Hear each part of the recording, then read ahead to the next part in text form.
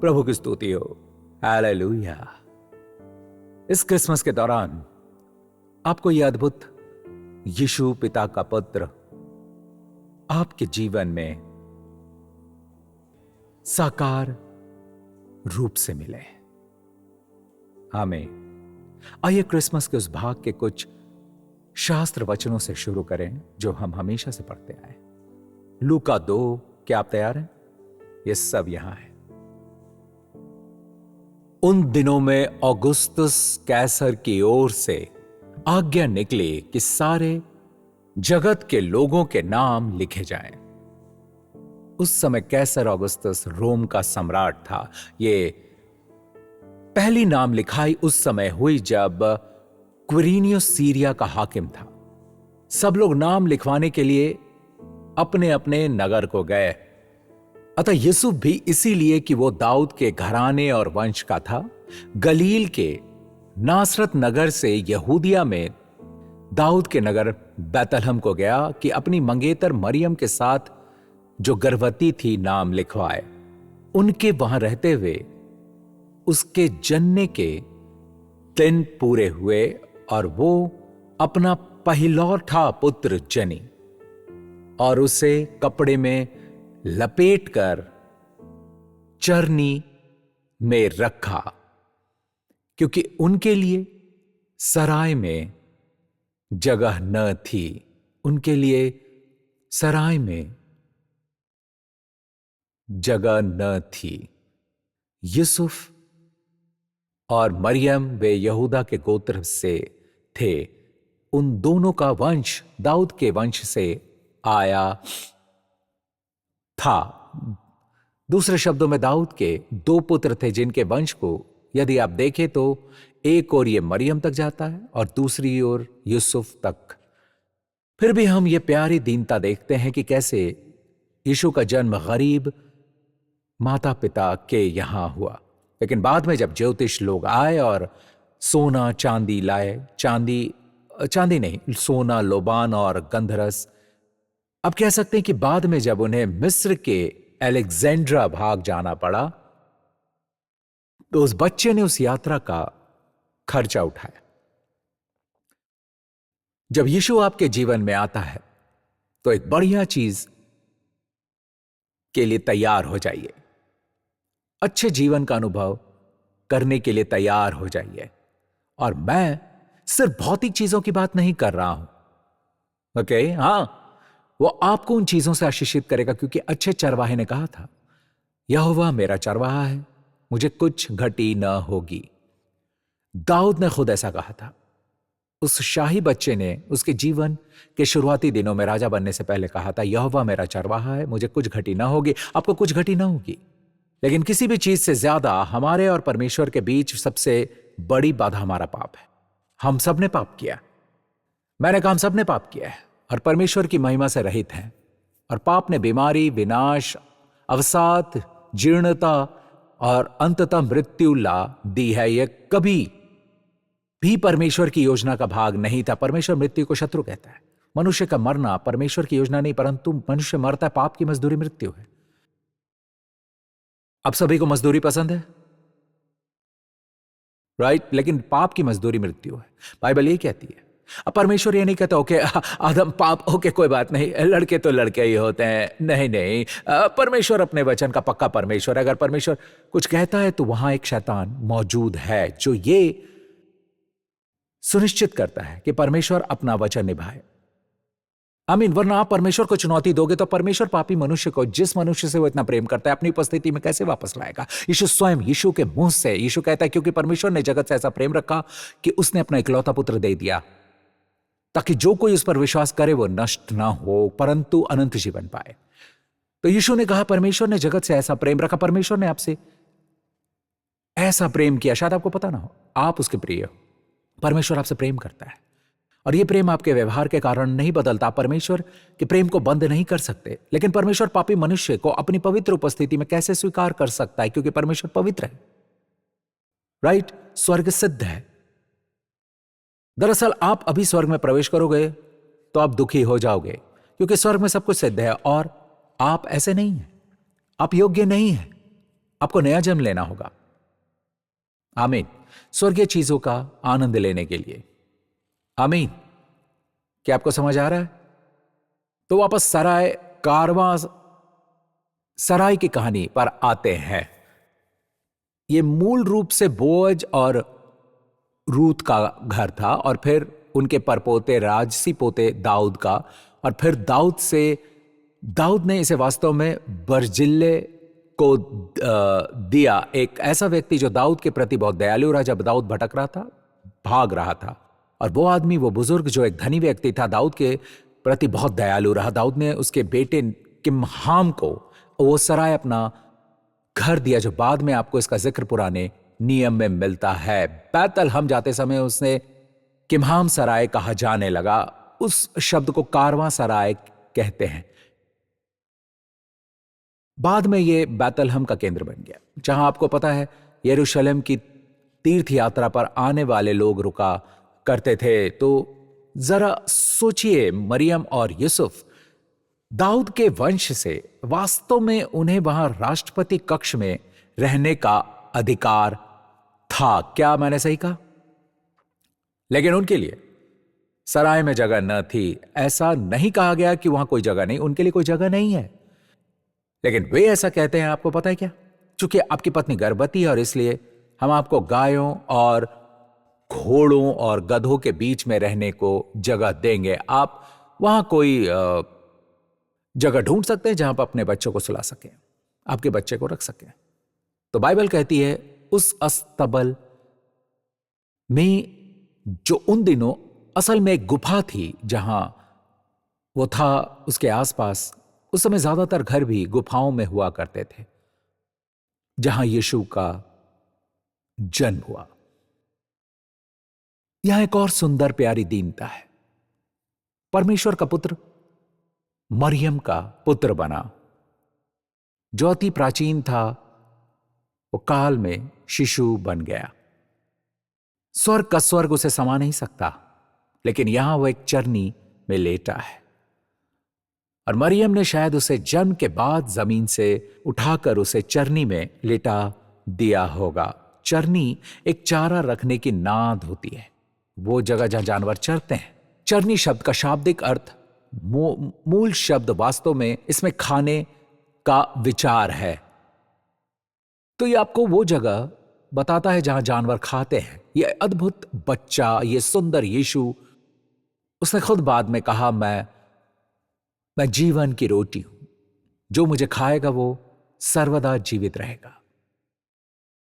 क्या आपको इस पर विश्वास है? यीशु कोई उदाहरण बनकर नहीं आया था। मुख्यतः वो उद्देश्य ये नहीं है कि वो हमें कोई उदाहरण या शिक्षा दे जिसे हम अपनाएं और उसका अनुसरण करें और अपने आप को ढालें। नहीं, वो इसलिए आया था कि आप उसे खा सको। वो जीवन की रोटी बनने आया था। जब तक आप उससे पोषण नहीं लेते, जब तक आप उसे ग्रहण नहीं करते, आप में जीवन नहीं है। हम में से बहुत से लोग, हम यीशु का अनुसरण करना चाहते हैं, या मुझे उसकी शिक्षाएं पसंद है, मैं उनका पालन करना चाहता हूं। उसकी शिक्षाओं का पालन करने की कोशिश आपको बचा नहीं सकती। क्रूस पर उसकी मृत्यु और पुनरुत्थान ही आपको बचाता है। आमीन। और उसके बाद हम में से कोई भी उसकी शिक्षाओं का पालन नहीं कर सकता। आपको पता है, वो कहता है अपने शत्रुओं से प्रेम करो। हमें अपने रिश्तेदारों से प्रेम करने में समस्या है। तो आप खुद को सही ठहराने के लिए उसके शिक्षाओं पर चलते हैं। हम ऐसा नहीं कर सकते। अब जानते हैं, यीशु ने पहाड़ी उपदेश दिया। परमेश्वर का धन्यवाद, पहाड़ी उपदेश के बाद वो नीचे आया जहां लोग थे। अगर वो नीचे नहीं आता तो हम सब खत्म हो जाते। वो नीचे इसलिए आया क्योंकि उसे पता था कि एक दिन वो उसके पवित्र आत्मा के द्वारा हमारे पास लौट आएगा, हमारे अंदर रहेगा और उस पहाड़ी उपदेश के लिए हमारे लिए जिएगा, जब हम उसमें विश्राम करेंगे। आमीन। हमें से कोई भी ऐसा नहीं कर सकता, कोई भी नहीं। और अगर वो ऐसा कहने के लिए मेरी आलोचना करता है तो आप समझ गए, पहाड़ी उपदेश में भी वही कहता है, अपने पड़ोसी की आलोचना मत करो, दोष मत लगाओ कि तुम पर भी दोष ना लगाया जाए। आमीन। एक बच्चा पैदा हुआ, एक पुत्र दिया गया है। आपको पता है, बाइबल यीशु को 11 तरीकों से पुत्र करके संदर्भित करती है। पुत्र में ईश्वरत्व का भाव है, वो परमेश्वर का पुत्र है, वो पिता का पुत्र है। 10 से 11 तरीकों से बाइबल उसे पुत्र, परमेश्वर का पुत्र, पिता का पुत्र, परम प्रधान का पुत्र, धन्य का पुत्र के रूप में वर्णित करती है। ये 4 उसके स्वर्गीय मूल उसके ईश्वरत्व को दर्शाते हैं। वो मरियम का पुत्र है, यूसुफ का पुत्र है, बढ़ई का पुत्र है। ये बात उसके पुरुषत्व, उसकी दीनता को दर्शाती है। और फिर अब्राहम का पुत्र, दाऊद का पुत्र, मनुष्य का पुत्र, ये उसके राजसीपन को दर्शाता है।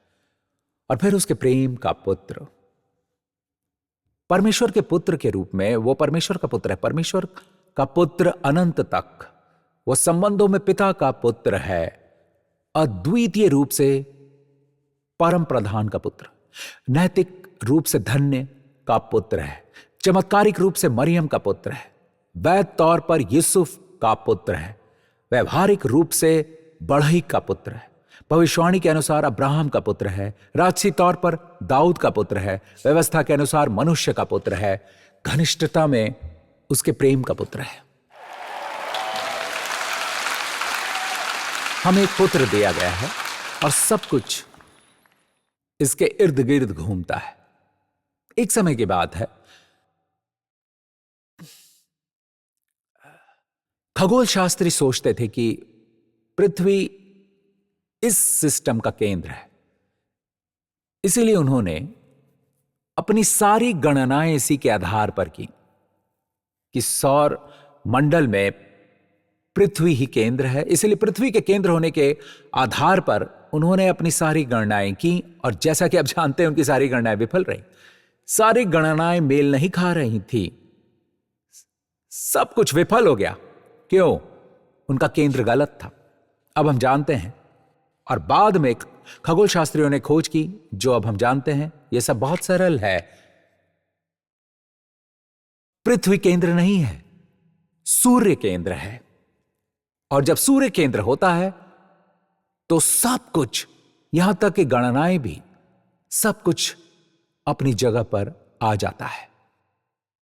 बाइबल यीशु के बारे में कहती है कि सब कुछ उसी ने बनाया है, कुलुस्सी 1, क्योंकि उसी में सारी वस्तुओं की सृष्टि हुई, स्वर्ग की हो या अथवा पृथ्वी की, देखी अनदेखी, क्या सिंहासन, क्या प्रभुताएं, क्या प्रधानताएं, क्या अधिकार, सारी वस्तुएं उसी के द्वारा और उसी के लिए सृजी गई हैं। वही सब वस्तुओं में प्रथम है और सब वस्तुएं उसी में स्थिर रहती हैं। वही देह अर्थात कलीसिया का सिर है, वही आदि है और मरे हुओं में से जी उठने वालों में पहिलौठा, कि सब बातों में वही प्रधान ठहरे। उसी में सारी वस्तुओं की सृष्टि है। आपने देखा। आइए इस वचन को फिर से देखें, क्योंकि उसी में सारी वस्तुओं की सृष्टि हुई है। सारी वस्तुएं मसीह ने बनाई। और वो आगे कहता है, सारी वस्तुएं उसी के द्वारा उसी के लिए सृजी गई हैं। सिर्फ इतना ही नहीं, सब वस्तुएं उसी में स्थिर रहती हैं। इसे देखिए, वही सब वस्तुओं में प्रथम है और सब वस्तुएं उसी में स्थिर रहती हैं। मुझे परवाह नहीं कि आप पवित्र शास्त्र के अध्ययन की बात कर रहे हैं, या आपके जीवन की व्यवस्था की, या आपके परिवार की, आपके घर की व्यवस्था की। मसीह को केंद्र में रखें। जब केंद्र गलत होता है तो कुछ भी सही नहीं होता, कुछ भी सफल नहीं होता। जब मसीह केंद्र होता है तो सब कुछ ठीक हो जाता है। सब वस्तुएं उसी में स्थिर रहती। इसीलिए विवाह में एक तीसरा पक्ष होना चाहिए, प्रभु यीशु मसीह। आमीन। हर सफल विवाह में एक तीसरा पक्ष होना जरूरी है। अगर मैं आपसे लेता हूं तो मैं आपसे लेता हूं, अगर आप मुझसे लेते हैं तो आप मुझसे लेते हैं, हम एक दूसरे से लेते हैं तो एक दूसरे को मार डालेंगे।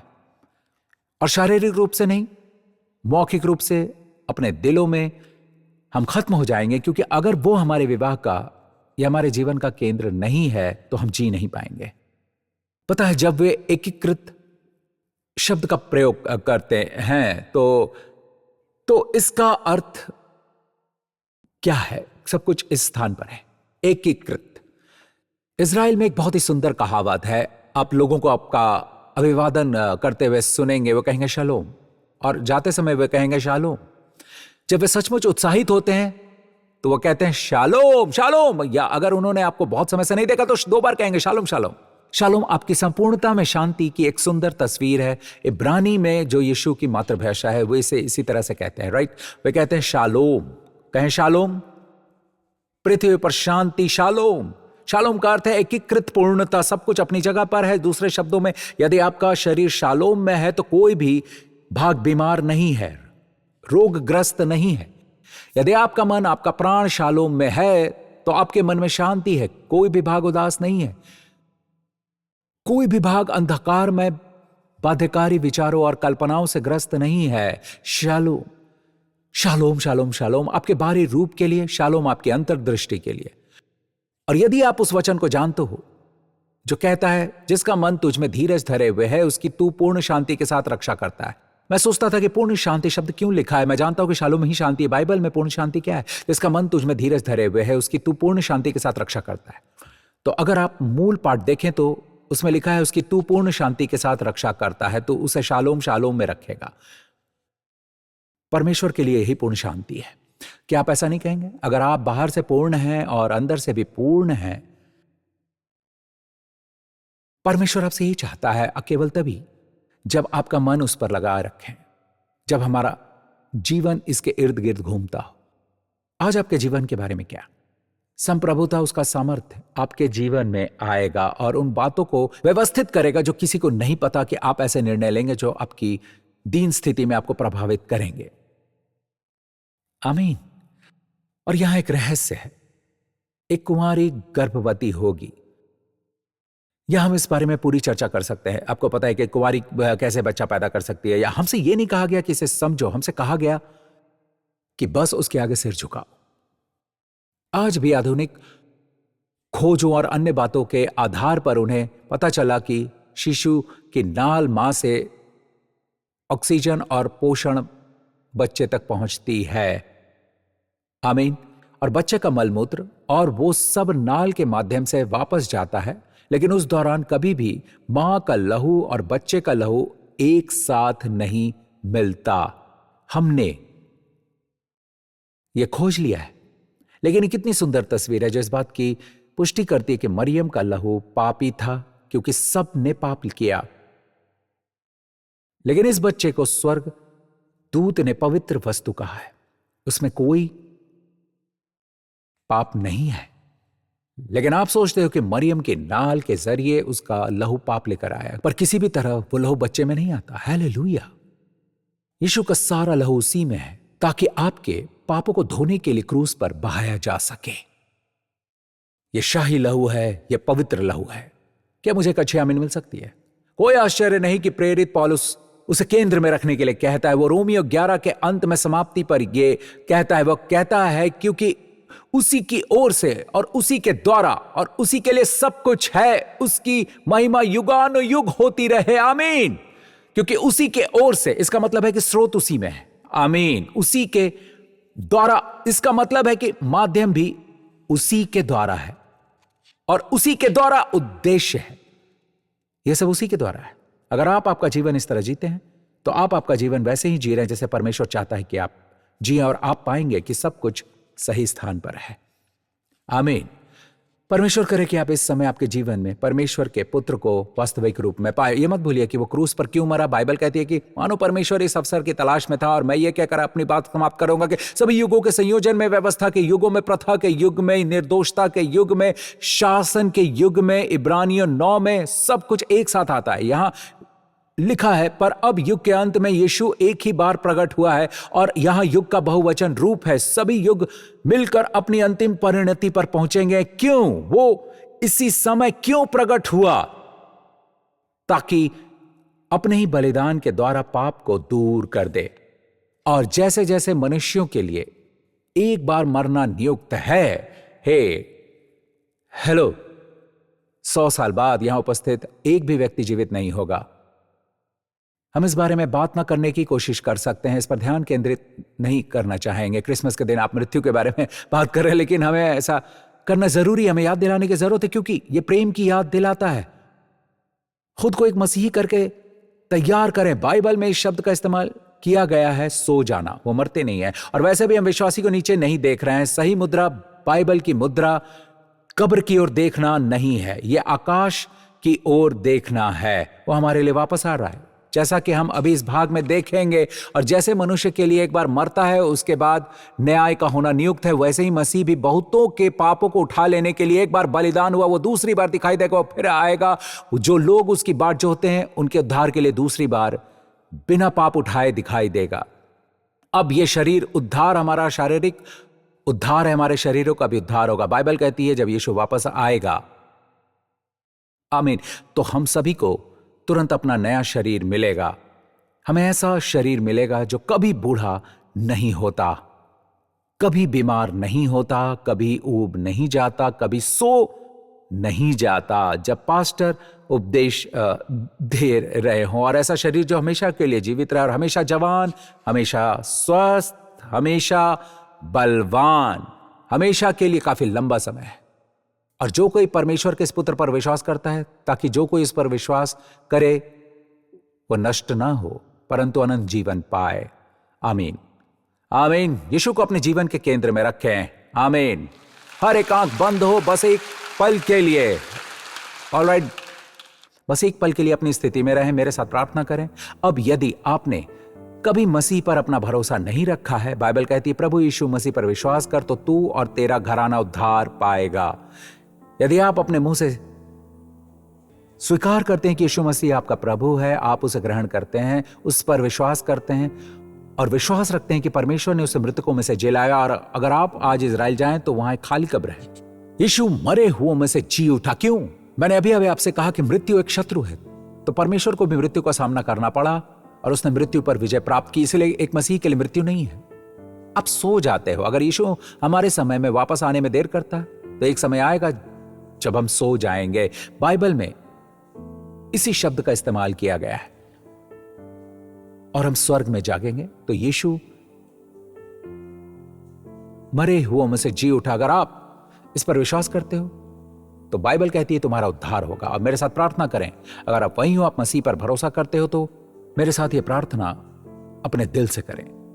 कहें, हे स्वर्गीय पिता, आपका धन्यवाद हो, मसीह मेरे पापों के लिए मरा और आपने उसे मरे हुओं में से जिलाया। जब मैं निर्दोष ठहरा, जब मैं उसमें धर्मी ठहराया गया, यीशु मसीह मेरा प्रभु है और मेरा उद्धार करता है, और अभी और सदा के लिए। मुझे अभी आपके पवित्र आत्मा से भर दें और मुझे यीशु के नाम से अद्भुत बहुताय का जीवन दें, प्रभु यीशु के नाम से। और सभी लोगों ने कहा आमीन। अगर आपने वो प्रार्थना की तो जोर से हाथ हिलाएं। आप प्रभु की स्तुति हो। अगर आपने प्रार्थना की तो जोर से हाथ हिलाएं। परमेश्वर की स्तुति हो, परमेश्वर की स्तुति हो। खड़े हो जाएं। Merry Christmas.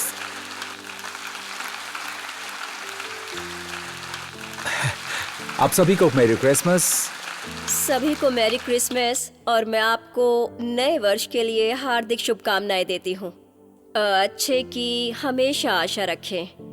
प्रभु विश्वास योग्य है। आमीन, आमीन, आमीन।